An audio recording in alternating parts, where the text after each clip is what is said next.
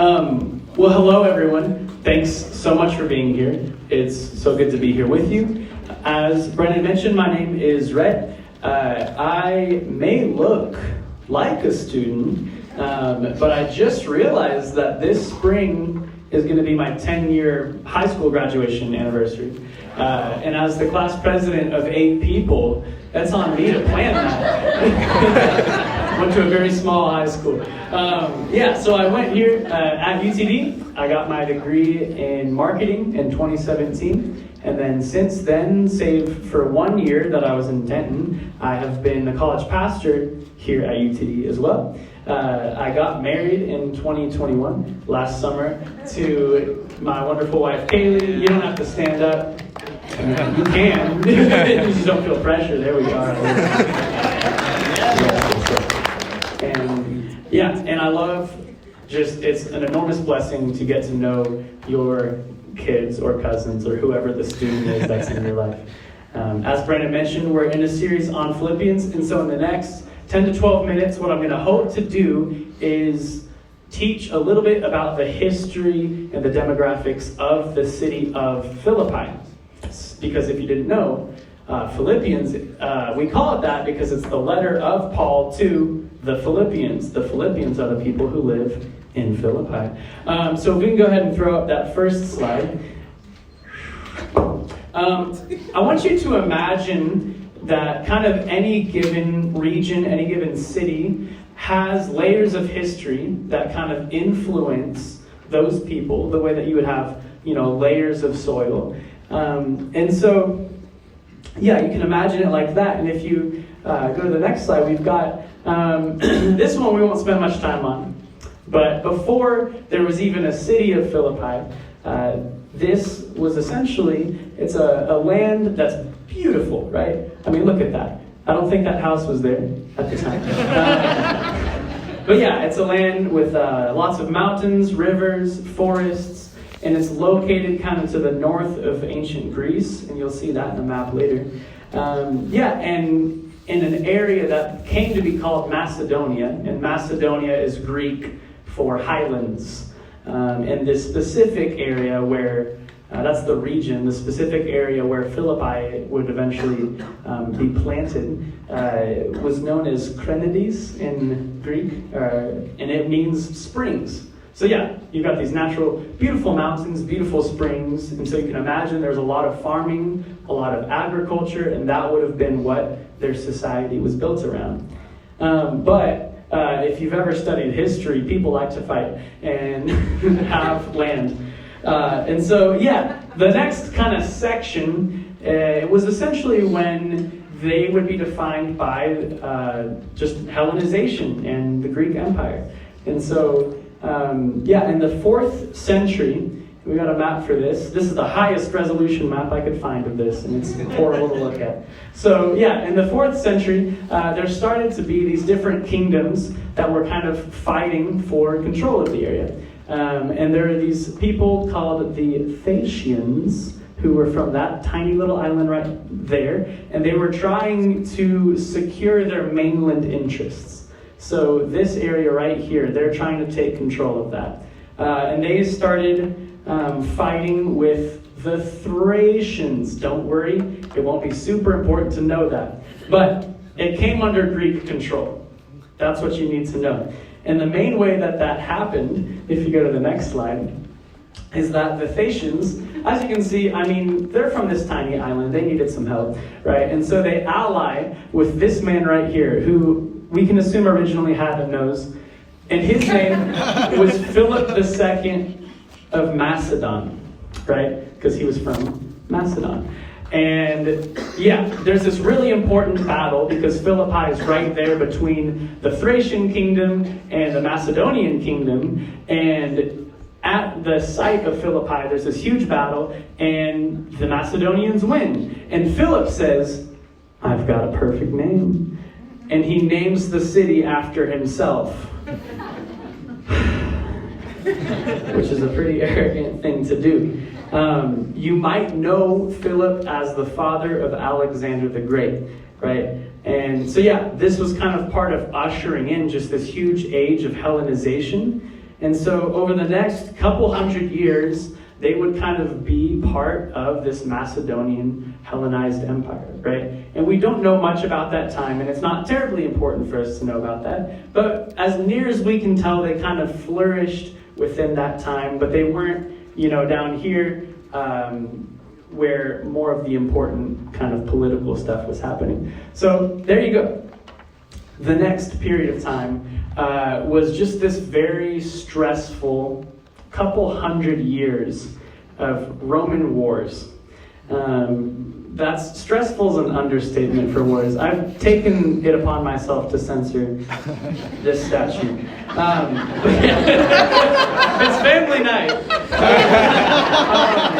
So yeah, in 148 BC, the Romans gained control of Macedonia. And again, something absurd happens. So the general who took control was Quintus Caecilius Metellus, and they added Macedonius to his name to celebrate him taking control.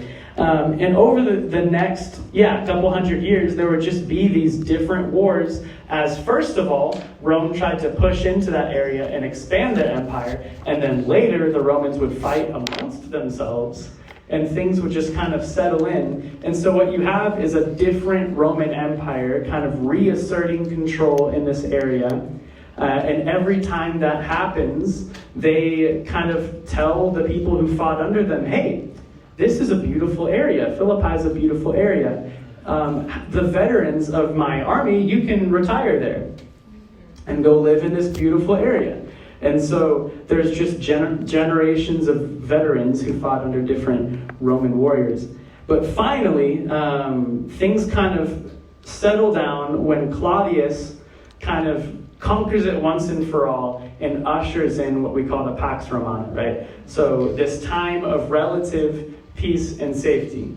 And if you were living in the area, maybe you were like, hey, I'm glad y'all stopped fighting.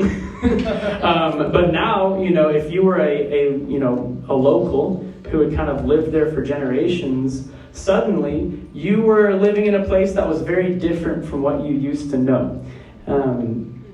Essentially, he turned Philippi into a Roman colony, which is like a mini Rome, right? All of the things that you would expect to see in Rome, you could find there on a smaller scale. So there were bathhouses and a public square, and we had, a Colosseum of some kind, a pretty small one, not as nice as the Colosseums we have in Rome, but and so it's a tiny little Rome. As near as we can tell, 10 to 15,000 people lived there.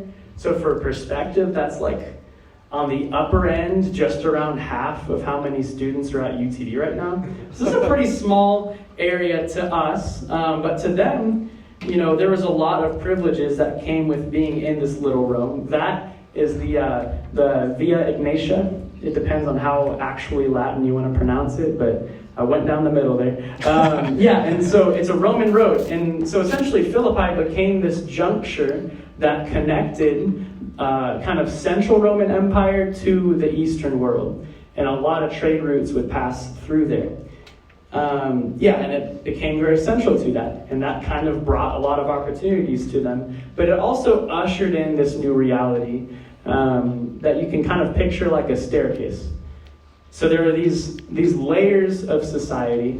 Very unfortunately, at the bottom there would be people who had maybe been part of a war and had become slaves after that, or were servants, like indentured servants for a time, kind of at the bottom rung of society. And then there were people who were farmers or tradesmen of some kind. Maybe they were merchants. And then, very importantly, there was kind of this stage where you could become a Roman citizen. And a lot of people, the veterans, people that had been settled there, had Roman citizenship that had been given to them by Claudius. And essentially, to be a citizen of Rome, even if you were out in this colony hundreds of miles away, it was as if you lived in Rome proper. And there were a bunch of benefits that came with that. For one, there's respect. there was just no getting around, like people looked up to people who were citizens of Rome. But additionally, you got certain tax benefits, tax breaks, and very importantly, if some injustice was being committed against you, you could appeal directly to Caesar and take the case all the way up to him. And so that had a lot of benefits with it. And then after that, that's like the real difference maker was whether or not you're a Roman citizen. But then after that, you've got veterans who are very respected Roman citizens. And you've got certain Roman authorities. You've got the emperor, right? But only like 30% of people were Roman citizens. And so you can imagine that you would really want to move up the staircase of society if you were living there. And there were certain things you could do that would help you move up, and certain things that you could do that would maybe cause you to fall down a stair in this society. So the first thing you could do is become a Roman citizen officially. And there were a few ways you could do that. The main one was if you were a servant, you could serve a certain amount of time and be released, what they called manumission, and you would become a citizen. But on top of that, you could move up society financially by participating in trade. You could move up socially by participating in Roman culture as a whole. And importantly, you could retain your spot in society by participating in what they called the imperial cult. Because again, these emperors would name cities after themselves, and they liked to be looked up to. And so there was a lot of worship of these emperors. And you could solidify your part in society by kind of participating in what happened there. But at the same time, so on one hand, there's the ability to move up. On the other hand, there's this tension and this fragility. So you can imagine the reality of living in a Roman colony was like someone handed you a very thin, expensive wine glass. And it's like, on one hand, wow, this is a really nice thing to have. On the other hand, I don't want to mess up and break this, because that could get dangerous very quickly. This is a fragile thing, right? The nice side of it is access to wealth, the protection of Rome, having Roman culture, having Roman entertainment, things like that. But the fragility of it, for one, you're very aware, I don't want to start any trouble. There have been 4 wars here in 90 years, right? I don't want any of that to happen. And so you would be very careful around Roman authorities. But the things that threatened to make you kind of slip down the staircase were refusal to participate in the cult of the emperor, which was always seen as unacceptable, but the punishments, depending on the emperor, would vary from losing your citizenship to losing your life, right? It just depended on the time. But then also just not participating in Roman culture and getting ostracized. And you can imagine if you're a merchant or a farmer and suddenly you're not participating in what everyone does, you could lose your livelihood. And then mistreating a Roman citizen was a way that you could really lose your status in the society. On top of that, there's the reality of just the tensions between these different classes of society. So you can imagine if you are from a long line of farmers that's lived in this area for generations, and suddenly these arrogant men start fighting over the area. And it just kind of ruins everything you've known. You lived in this quiet countryside, and suddenly there's always a war happening there, or there's always something being built there, and you're always expected to buy into a new culture. And finally, once that settles in, you find that there's been a staircase of society built, and you're at the bottom of society, even though you were there first. And so you could imagine the frustration that these people felt who were colonized, but at the same time, you can imagine the pride that these people felt who were Roman citizens, who had the full protection of Rome, who had fought and been in a war and finally gotten to settle down. And so there's a lot of, just tension between different types of people there. And you can imagine building a church there that you might run into some tensions between the members, right? Peter, you can go ahead and come up. But without giving away too much, I just want you to imagine you're in an area where climbing up the rungs of society is an important thing. It's a Roman culture. You're supposed to worship the emperor. and someone comes in and tells you about Jesus, and Jesus is changing your life, but he is a Jewish God from a different culture, who calls you to call him Lord instead of the emperor, who calls you to find your citizenship in heaven instead of Rome, and who calls you to find your identity socially in the church instead of Rome, who calls you to radical generosity, so you can imagine you're finally building up financially as a merchant, and he's like, if anyone asks you to give, give. And finally, who calls you to be meek and serve others, to essentially run towards the bottom of the staircase. We'll be getting into that more over the next couple weeks, but you can imagine just for a second what that would have been like. So yeah, here's Peter, and he's going to be preaching.